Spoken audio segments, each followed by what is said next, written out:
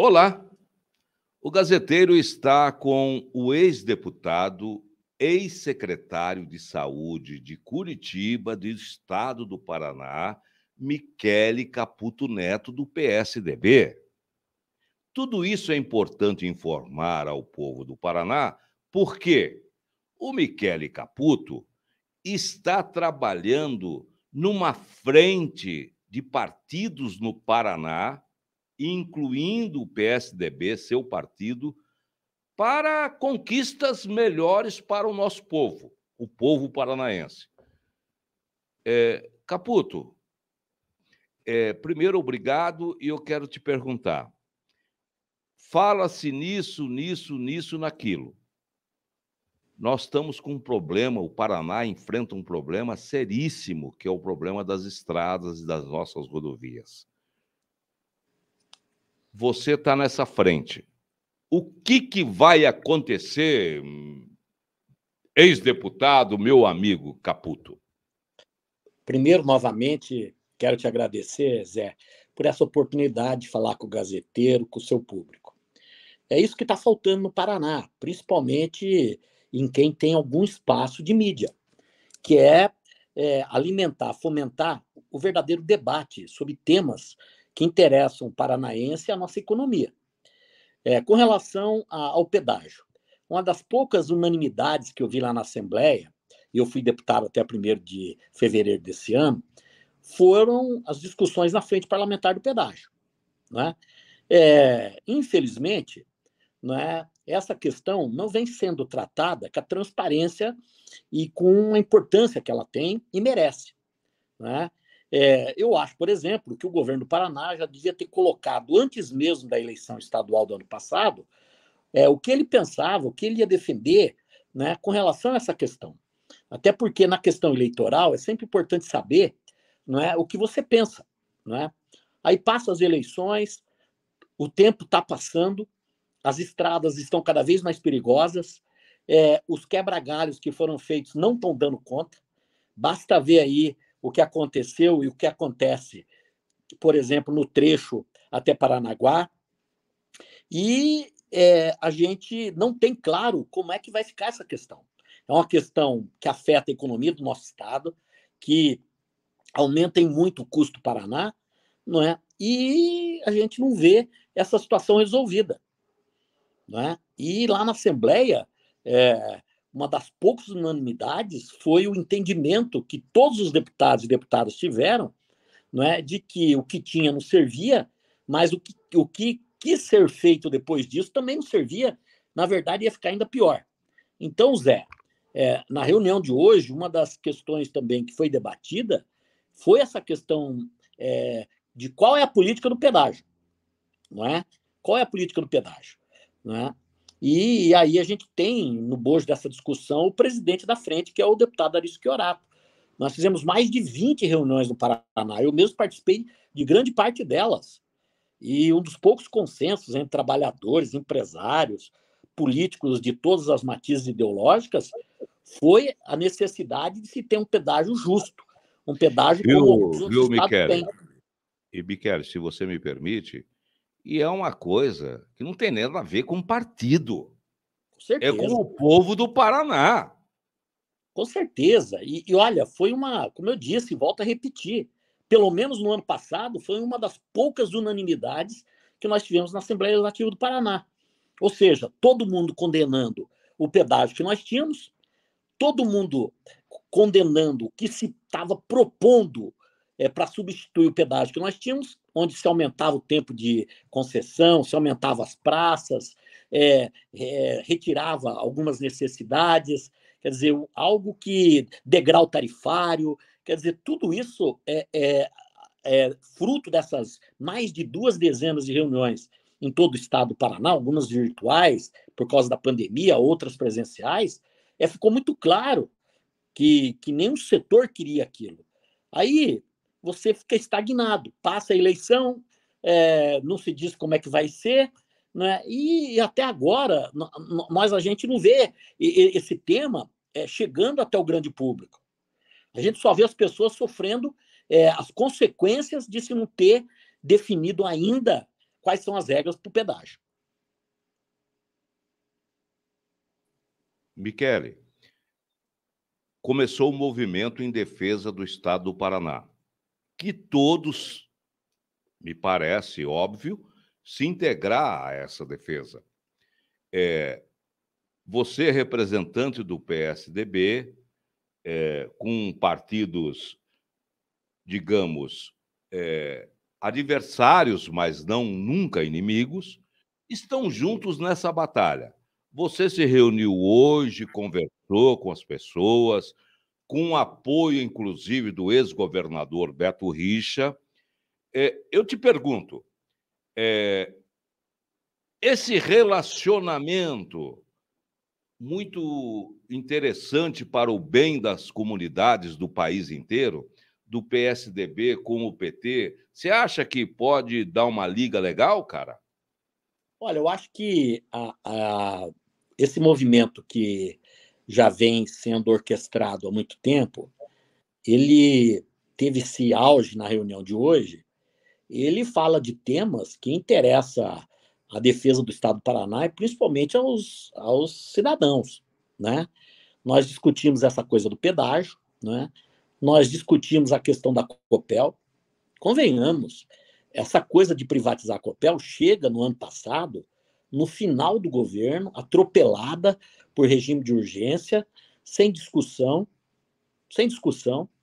né?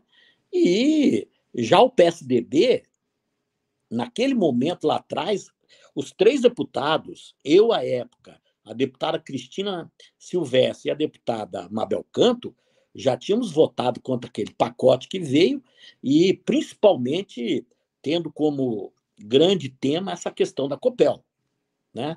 É uma questão tão importante de uma empresa exitosa, de uma empresa eficiente, de uma empresa lucrativa, né? Que não pode acontecer essa privatização, essa discussão do jeito que está sendo. Se você me permite, Caputo, sabe o que é? É uma questão assim de ser paranaense. Eu tinha lá meus 18, 19, 20 anos. Já à época, o paranaense, lá do interior, via, ó que empresa do Paraná boa, ó que empresa competente, acaba energia de um jeito ou do outro, os caras... Lá na minha cidade pequenininha, vinha lá, você conhecia, eu sou fulano, que cuidava, vinha, atendia. Cara, é uma empresa, com todo o respeito, quem pensa o contrário, de que os nossos líderes da década de 50, 60, 70 lutaram para construir e agora vão vender a bagaça. Não, e assim, sem nenhum processo de esclarecimento.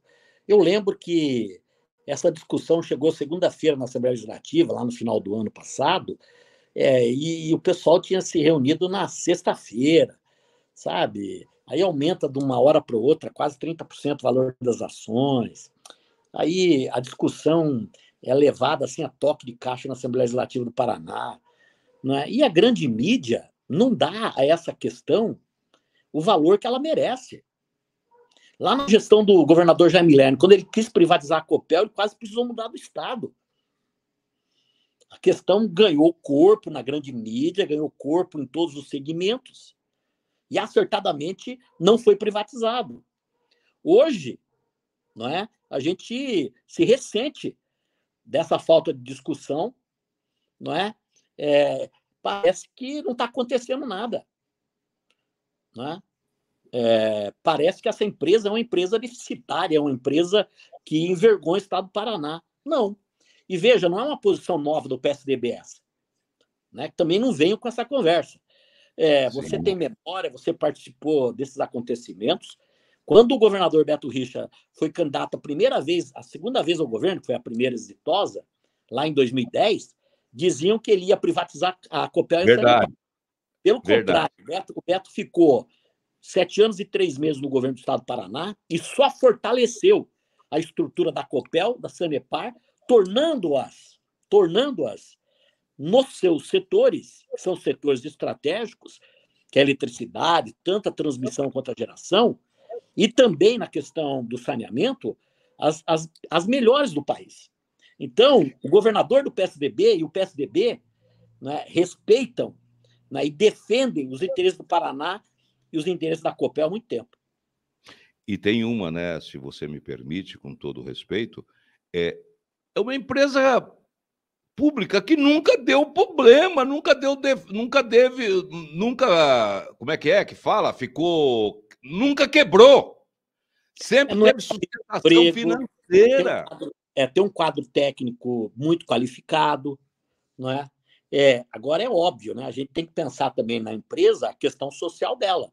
Eu acho que falta a Copel, se é uma crítica que a gente pode fazer, é uma visão mais voltada para o social, não é? Porque é uma empresa que o Estado do Paraná deu essa condição dela ser o que é, né? E ela também precisa, do ponto de vista social, né, voltar seus investimentos também muito em cima dos interesses da nossa população.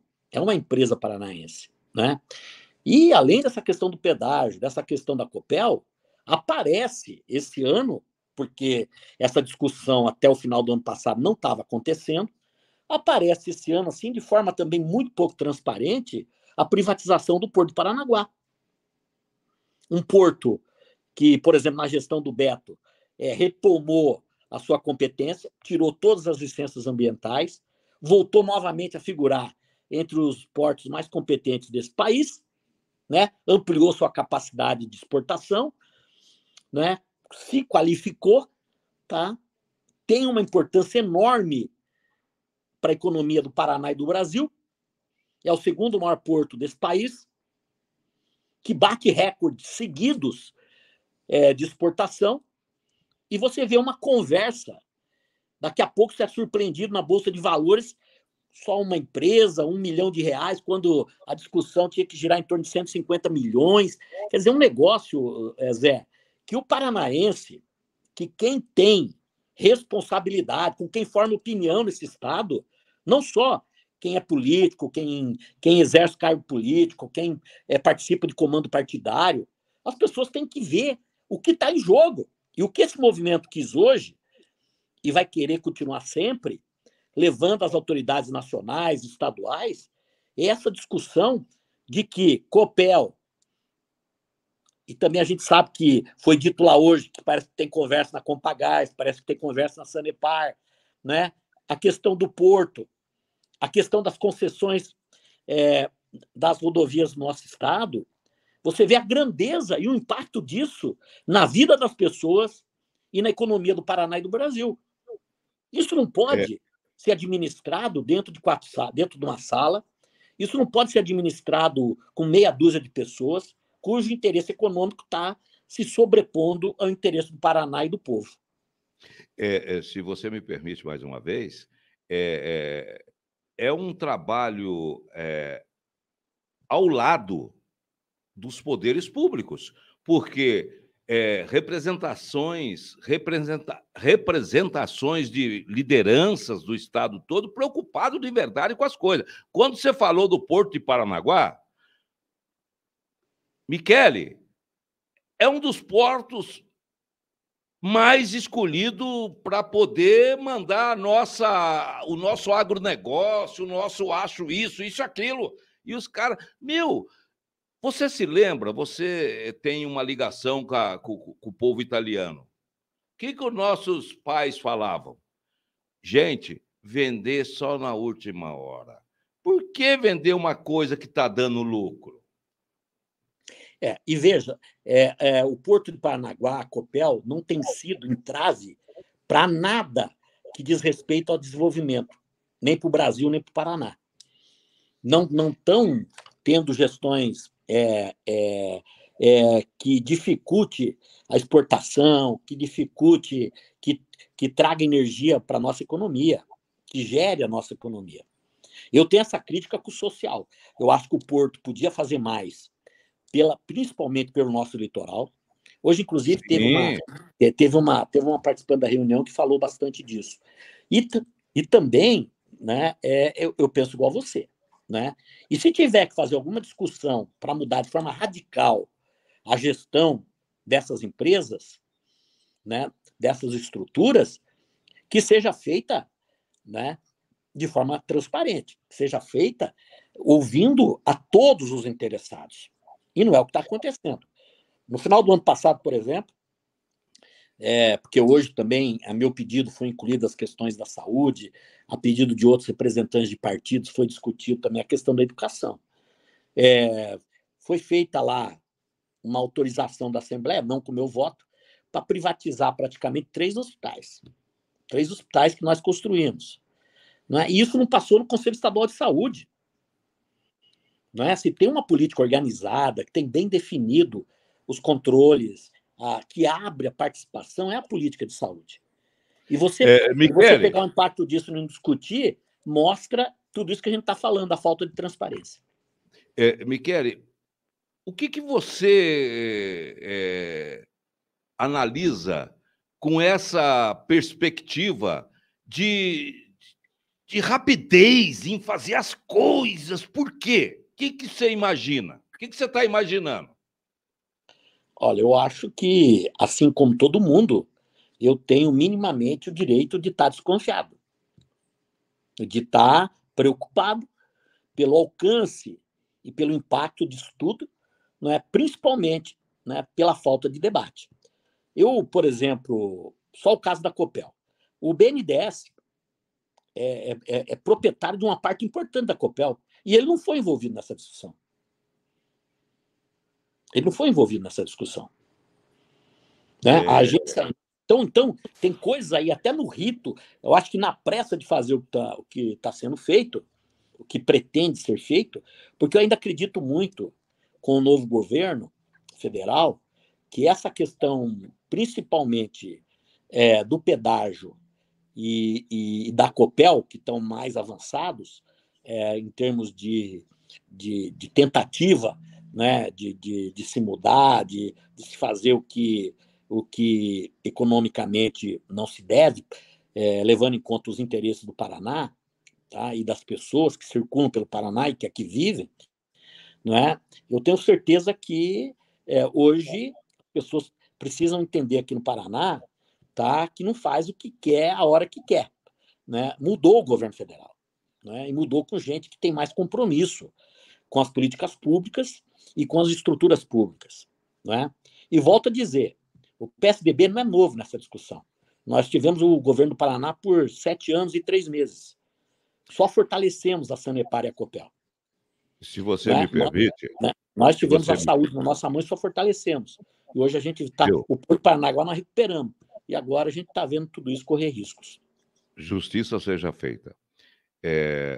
Na campanha de 2010, eu tive a satisfação de participar daquele movimento importante para o Paraná. O Beto chegou numa cidade do interior, eu falei assim, Beto, o pessoal aqui está preocupado porque o adversário do Beto era o irmão era o Osmar Dias. O pessoal que está preocupado é que você pode privatizar a Copel. Falou, Zé, mas nunca! Eu jamais vou deixar isso acontecer enquanto governador, se eu for eleito. E isso que você está contando, esse teu relato, é verdadeiro. Mas, deputado, vamos mudar um pouquinho de assunto?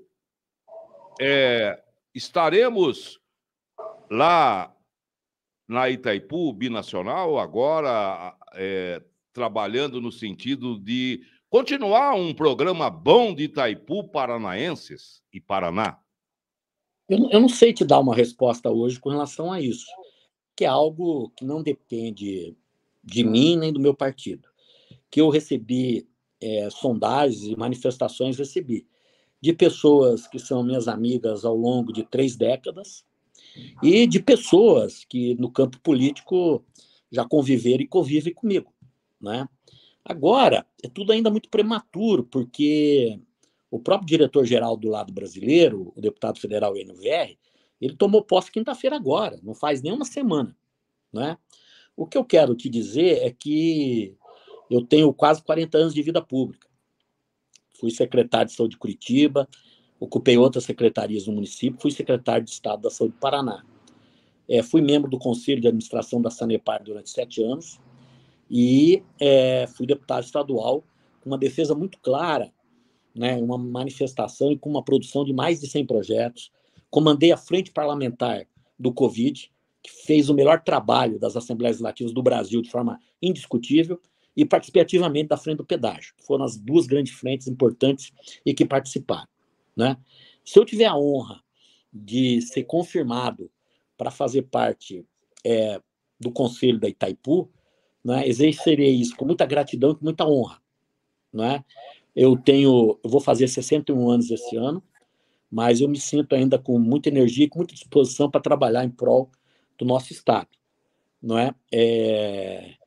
Eu só digo o seguinte, quem sabe e acompanha a minha trajetória política, sabe que eu sempre abri mão de muitas coisas por conta da minha convicção. Não é? Eu abri mão no governo do Álvaro Dias, quando começou a desandar com relação ao governo Zé Richa. Fui demitido logo em seguida numa greve, perdi 5 anos na minha carreira. Depois, no governo do Castro Neguchi, que eu tive a honra de ser secretário também. Quando eu fui apoiar o Beto Richa e o Luciano Dutti, eu entreguei meu cargo de secretário para o Castro, porque é assim que as pessoas honradas têm que ser. No ano passado, por conta desse pacote, se eu quisesse ocupar um cargo, talvez de secretário de alguma pasta, dessas que foram criadas, talvez eu tivesse essa condição, mas junto com o meu partido, com as outras deputadas, não abrimos mão, né, da forma como o pacote chegou, de nos posicionarmos contra. Né? E de lá para cá, né, eu mantenho sempre a minha coerência. Não faço política com o intestino, não faço política com o estômago, e muitas das pessoas que hoje estavam na reunião, que foram minhas aliadas durante o período, e também foram adversários em outras, né, eu tenho certeza que todas elas sabem da minha coerência, da minha dignidade, da minha honra. Né? E qualquer espaço que eu for ocupar, né, porque eu ainda acho que posso produzir muito, né, eu ainda sou suplente também de deputado, né, muito provavelmente eu assuma daqui a 2 anos, né, porque nós temos três deputados que devem se eleger prefeitos, e eu espero, a Mabel lá em Ponta Grossa, o Douglas Fabrício em Campo Mourão, e o primeiro suplente na minha frente, que é o doutor Leônidas, também está muito cotado para ser prefeito de Paranavaí.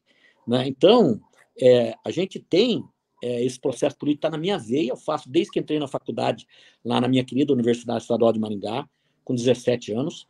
Né? Vou continuar fazendo política, né? Vou continuar me manifestando em prol da vida, da democracia, dos direitos humanos, dos direitos civis, do Estado Democrático de Direito, do respeito entre as instituições. Né? E por isso que eu estou nesse campo democrático de hoje, porque o fascismo nos uniu, o desrespeito à vida, a negação da pandemia, né? A vontade de suprimir direitos e liberdades que foram conquistadas, a tentativa de destruir o SUS, tá? A tentativa de vender empresas públicas sem a discussão devida, a coisa de armar a população, de fazer desse país um país intolerante, coisa que nunca havia sido. Né? Então, tudo isso precisa mudar. A gente precisa voltar a trazer comida. Hoje, no meio dessa discussão toda de Porto e tal, teve um cidadão, se eu não me engano, do Solidariedade, ele pegou e falou assim, olha, as pessoas precisam voltar a ter o que comer no café da manhã, no almoço, de tarde, na janta. A gente precisa reestabelecer o emprego nesse país. A gente precisa baixar as taxas de juros. Não é? E, além de tudo, preservar o que está dando certo, preservar o que é economicamente necessário para manter a soberania desse país. A pandemia mostrou o quanto a gente ficou refém de medicamento, de vacina, de equipamentos de outros lugares do mundo. Né? Nós tivemos respiradores sequestrados nos Estados Unidos, sequestrados no sentido de não ser permitida a venda para o Brasil, porque precisava lá também. Nós nos atrasamos na questão da pesquisa, por depender de insumos estratégicos, no caso o IFA da China. Né? E nós temos condição, nós temos inteligência, nós temos recurso. O que a gente precisa ter é compromisso, prioridade com o nosso povo, com a nossa gente.